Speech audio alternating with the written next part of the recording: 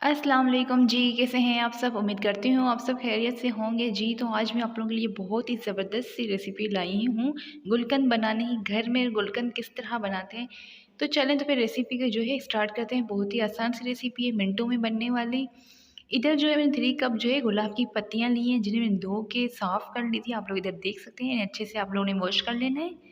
तो इधर जो है अब मैंने पेपर लिया है, जिसपे मैं इसे फैला दूँगी ताकि इस पर जो पानी लगा है वो खुश्क हो जाए। इसी तरह आप भी किसी पेपर या कपड़े वगैरह पे इस पर ना ये गुलाबी पत्तियाँ रख कर उसे ना ड्राई करना है, मतलब कि खुश्क करना है। इस पर जो पानी लगा उसे बस हमें ना सुखाना है। इधर आप लोग देख सकते हैं मैंने गुलाब की पत्तियों को जो है पेपर पे जो है फैला दी थी, ताकि ये ना अच्छे से खुश्क हो जाए, इनका पानी जो है खुश्क हो जाए। तो इधर जो इनका पानी खुश्क हो गया तो फिर मैंने इन्हें इकट्ठा कर दिया है एक ही साथ। इधर आप लोग देख सकते हैं, फिर मैंने एक बाउल लिए जिसमें हाथों की मदद से जो है मैं थोड़ा थोड़ा से जो है चॉप कर रही हूँ। इसमें चॉपर की या किसी ब्लेंडर वगैरह की ज़रूरत नहीं, बस हल्का सा जो है हाथों से हमने इसे चॉप कर लेना है, तोड़ देना है पत्तियों को। तो इधर आप लोग देख सकते हैं, बहुत ही ईजी है ये इस तरह। तो इधर जो है मैंने सबको जो है इसी तरह चॉप कर लिया हल्का हल्का हाथों से। तो अब इधर मैंने कढ़ाई में जो है 1 कप के करीब चीनी ऐड की है। चीनी ऐड करने के बाद जो है मैंने इधर गुलाब की पत्तियाँ इसमें ऐड की हैं, 3 कप के करीब थी जो। इधर जो है इसे अच्छे से अब हम मिक्स करते जाएंगे। फ्लेम जो है मैंने मीडियम रखा है। तो अब जो है हमें चम्मच चलाते रहना है, अच्छे से जो है चीनी के साथ पत्तियों को मिक्स करना है। बहुत ही ईज़ी है घर में गुलकंद बनाना, और 10 मिनट में जो है ये अच्छे से बन जाता है। तो इधर आप लोग देख सकते हैं मैं चम्मच की मदद से जो है इसे मिक्स करती जा रही हूँ। आपने भी इसी तरह करते रहना है, बिल्कुल भी 1 सेकंड के लिए भी चम्मच को नहीं छोड़ना है आपने।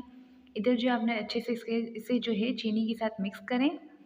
चीनी के साथ इतना इसे मिक्स करना है, ये चीनी जो है दाने वाली हमने ऐड की थी वो हल हो जाए। इधर आप लोग देख सकते हैं चीनी के जो है शीरा भी निकल रहा है।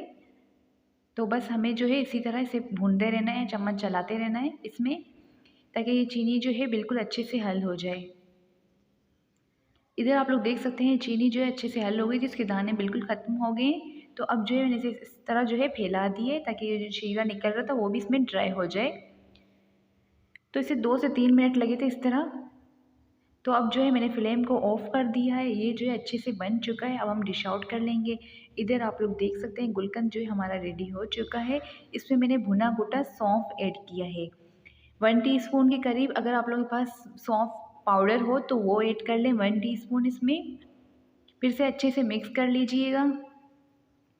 ये बहुत ही ज़्यादा टेस्टी बना था। इधर जो है आप लोग देख सकते हैं इसमें मैंने शहद ऐड की है 1 टीस्पून के करीब।